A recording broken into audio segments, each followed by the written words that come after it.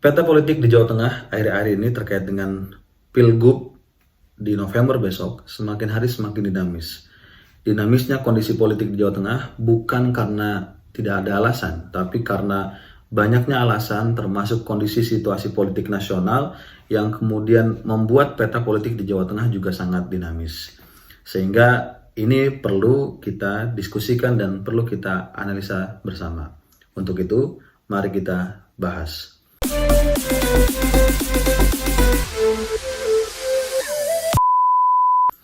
Teman-teman semua, Pilgub di Jawa Tengah yang notabene juga menjadi pemilu kada serentak di berbagai wilayah, kalau tidak salah ada 514 sekian, kemudian ada 38 pemilihan gubernur yang serentak di November 2024 besok. Ini menjadi satu kondisi di mana saya rasa sebagai pemilih termasuk masyarakat sipil harusnya kita punya concern yang sama untuk kemudian punya kontribusi terhadap elektoral termasuk kondisi politik dan nanti dampaknya pada kehidupan sosial masyarakat termasuk ekonominya masyarakat di suatu daerah.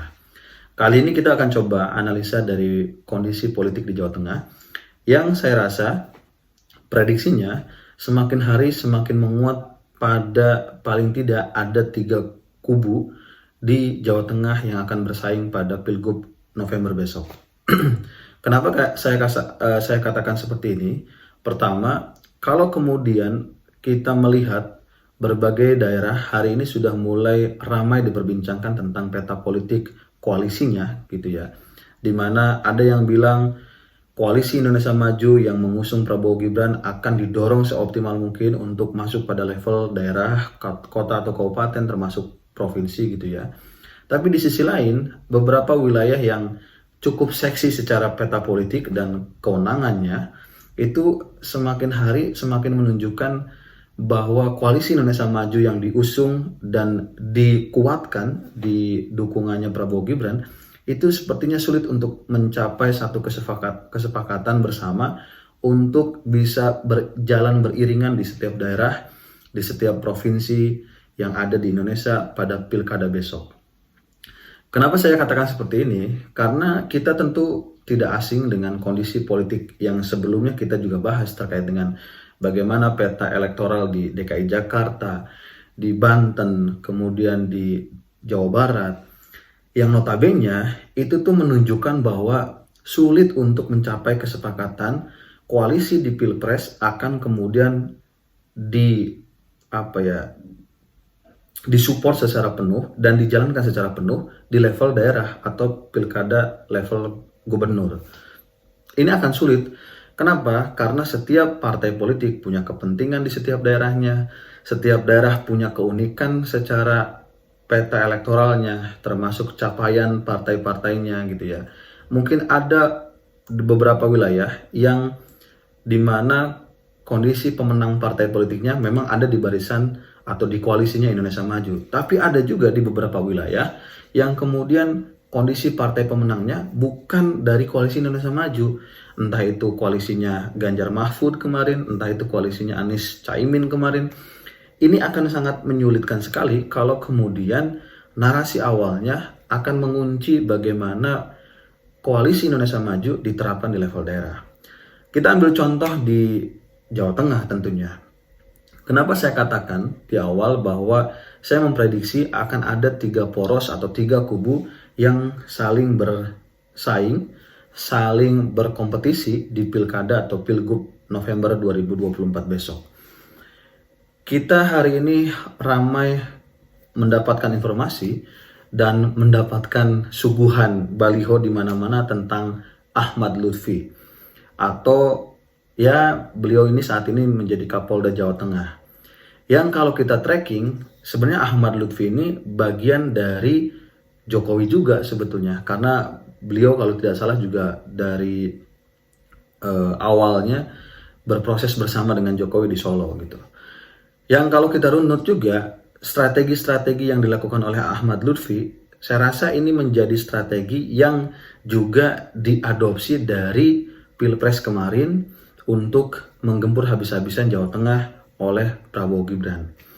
Jadi jelas Ahmad Lutfi ini barisannya Jokowi sebetulnya. Kemudian ada Tajasin, yang kemudian hari ini balihonya Ahmad Lutfi itu disandingkan dengan Tajasin di mana-mana. Jadi ini menjadi indikasi kuat bahwa Ahmad Lutfi dan Tajasin ini jadi bagian atau proksinya atau bagiannya yang kita lekatkan pada Jokowi. Kita belum bahas Kaesangnya karena Kaesang itu baru akhir-akhir ini saja mulai ramai dibicarakan untuk maju dan didukung oleh masyarakat Jawa Tengah menurut survei. Tapi kita belum punya keputusan untuk memetakan atau kita belum punya pandangan atau kesimpulan untuk membuat satu argumentasi bahwa memang Kaesang akan fix maju di Jawa Tengah. Sampai sejauh ini belum ada keputusan resmi dari PSI atau dari Kaesang sendiri yang memang kita dengar mereka akan memajukan Kaesang di Jawa Tengah. Tapi paling tidak proksinya atau bagian yang kita lekatkan pada Jokowi itu ada Ahmad Lutfi dan Tajasin. Kemudian di kubunya Prabowo Gibran gitu ya, di kubunya Prabowo gitu ya. Sebagai presiden terpilih, saya rasa Prabowo juga akan melihat Jawa Tengah itu sebagai barometer untuk menjaga stabilitas politiknya 5 tahun ke depan. Sehingga mau tidak mau prioritas utama Gerindra ya tentu akan mendorong kadernya sendiri maju pada konstelasi politik di Jawa Tengah. Ada nama Sudaru Sudaryono, Ketua DPD Gerindra Jawa Tengah, yang hari ini balihonya juga tersebar cukup banyak, bahkan sampai ke perbatasan di Jawa Barat. Kebetulan saya kemarin sempat ada kerjaan ke Tasikmalaya di Jawa Barat. Saya melalui perjalanan darat, sehingga saya bisa lihat tuh baliho mana saja, tokoh mana saja yang balihonya tersebar sampai ke pelosok-pelosok. Nah, saya melihat tuh ada Ahmad Lutfi, Tajasin, iya gitu ya, sudah berpaket, berpasangan. Di sisi lain ada Sudaru Sudaryono, yang juga bisa mengarah kuat. Sudaru Sudaryono itu kalau tidak koalisi dengan Diko Ganinduto, bisa berkoalisi dengan PKB, ada Gus Yusuf. Gus Yusuf ini sebagai Ketua DPW PKB Jawa Tengah. Jadi ini sudah ada 2 poros tuh. Pertama porosnya Jokowi dengan Ahmad Lutfi dan Kaesang dan Tajasin gitu ya. Kaesang kita belum masukkan. Cuma kalau Kaesang jadi, otomatis nih Kaesang antara Ahmad Lutfi kah atau kemudian Tajasin gitu. Tinggal pilih win-win solution dan kemudian kekuatan mana yang paling banyak menguntungkan Jokowi, ya mungkin itu yang akan diambil. Nah, poros kedua adalah porosnya Sudaru Sudaryono, Gerindra, kemudian bisa berkoalisi dengan Golkar, Diko Ganinduto sebagai Bupati Kendal, atau bisa jadi dengan Gus Yusuf, Ketua DPW PKB Jawa Tengah. Yang sebetulnya di Pilkada atau Pilgub 2018 itu kalau tidak salah, PKB dan Gerindra itu pernah berkoalisi gitu ya, mengusung Sudirman Said, Ida Fauzia. Jadi ada historical yang kemudian mereka cukup katakan success story lah, melawan pertahanan Ganjar. Pada saat itu mereka mendapatkan kalau tidak salah 44 atau 42% gitu suara, yang notabene kalau pertahanan dapat 58% atau 56% itu sebetulnya dalam margin yang cukup mengancam gitu ya pada saat itu. Nah, itu poros kedua ya teman-teman semua. Poros ketiganya ini porosnya PDIP, yang dimana kalau dari hasil survei indikator atau beberapa lembaga survei yang pernah survei di Jawa Tengah akhir-akhir ini menyatakan Bambang Pacul gitu ya, itu juga punya elektabilitas cukup oke, disusul sama Ahmad Hussein sebagai Bupati Banyumas, dan satu lagi Pak Hendi sebagai mantan wali kota Semarang sekaligus ketua LKPP.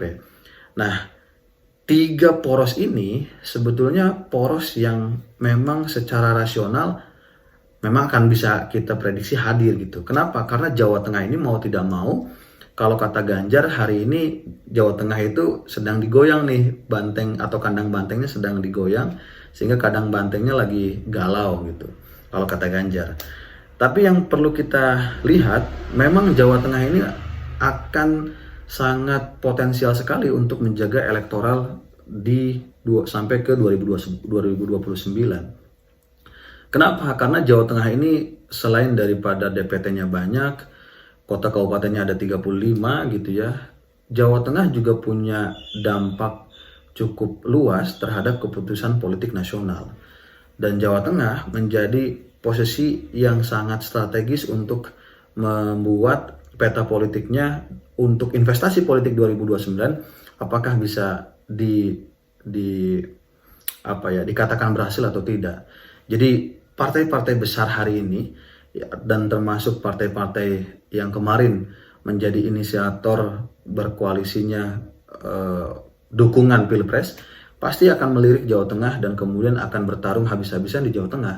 Karena mau tidak mau PDIP menurut mereka gitu ya, menurut orang-orang di luar koalisinya Ganjar Mahfud, hari ini di Jawa Tengah bisa dipegang ibaratnya gitu ya, atau kemudian PDIP-nya bisa dikalahkan gitu. Walaupun secara perolehan kalau tidak salah masih tetap championnya PDIP. Tapi secara keseluruhan peta kalau kita kaitkan dengan Pilpres kemarin, Jawa Tengah ini memilih Prabowo kalau tidak salah sampai 13 jutaan. Sementara Ganjar Mahfudnya hanya 7 juta sekian. Kalau Anies Caimin memang di Jawa Tengah agak kurang ya, sekitar 1 atau 2 jutaan lah. Nah ini peta politik yang hari ini menguat. 3 poros di Jawa Tengah yang akan bersaing pada Pilgub Jawa Tengah itu hari ini menunjukkan bahwa memang sulit untuk menghadirkan peta koalisi di Pilpres bisa linear dan diterapkan di level daerah. Kenapa? Karena tadi variabel penentu kemenangannya juga berbeda, kemudian peta elektoral di daerahnya juga berbeda, kepentingan elit di daerahnya juga berbeda, sehingga sangat wajar sekali kalau pada akhirnya koalisi Indonesia Maju akan seumur jagung gitu ya, karena tidak akan bisa lama juga diterapkan di level daerah tadi. Nah, contoh-contoh ini saya rasa perlu kita analisa, walaupun mungkin bagi kebanyakan orang menganggap bahwa ya siapapun koalisi partainya, siapapun tokoh yang akan jadi calon gubernurnya, ya kan kita mah begini-begini saja. Nah, ini menurut saya pandangan yang perlu kita luruskan. Kenapa? Karena menjadi bagian yang kemudian berkontribusi pada ruang demokrasi yang notabene juga hasilnya akan berkorelasi dan berdampak pada kehidupan bermasyarakat, kehidupan sosial, ekonomi, bahkan sampai ke level bagaimana kebijakan pendidikan itu hadir. Ya memang itu lahir dari sebuah keputusan politik. Keputusan politik nggak kemudian lantas kita serahkan begitu saja pada orang-orang yang tidak kita tracking track record, rekam jejaknya gitu ya. Maka sebagai orang-orang yang hari ini ada di Jawa Tengah misalkan, atau orang-orang yang hari ini punya kontribusi suara terhadap peta politik Pilgub di Jawa Tengah, ya harusnya bisa meriset atau harusnya bisa mencari tahu bagaimana rekam jejak setiap kandidat yang bakalan maju di Jawa Tengah. Karena saya rasa Jawa Tengah harus bisa level up gitu ya. Level up-nya itu permasalahan-permasalahan sosial, ekonomi, kemasyarakatan, bahkan sampai ke agraria di Jawa Tengah itu harusnya bisa tertangani. Jawa Tengah saya rasa mampu. Kenapa? Karena SDM unggulnya juga banyak sebetulnya. Cuma tinggal mau atau tidaknya kepemimpinan itu berjuang bersama untuk menghadirkan sebuah kebermanfaatan atau dampak yang baik terhadap kondisi di Jawa Tengah.